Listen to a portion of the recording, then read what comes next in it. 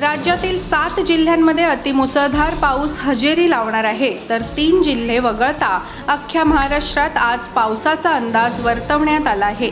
मुंबईमध्ये आज मुसळधार ते अतिमुसळधार पावसाचा अंदाज वर्तवण्यात आला आहे। पुण्यात घाट परिसरात अतिमुसळधार तर इतर ठिकाणी मुसळधार पावसाची शक्यता वर्तवली आहे। रत्नागिरी, सिंधुदुर्ग, कोल्हापूर, सातारा या जिल्ह्यांमध्ये आज अतिमुसळधार पावसाचा इशारा देण्यात आला आहे।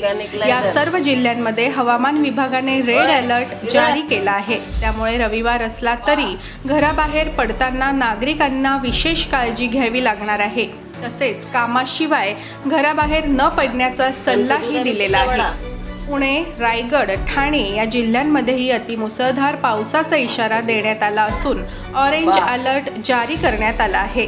मध्य महाराष्ट्रातील घाट भागात निर्जन ठिकाणी मुसळधार ते अतिमुसळधार पाऊस आणि इतर ठिकाणी अतिमुसळधार पाऊस पडण्याची शक्यता दर्शवली आहे।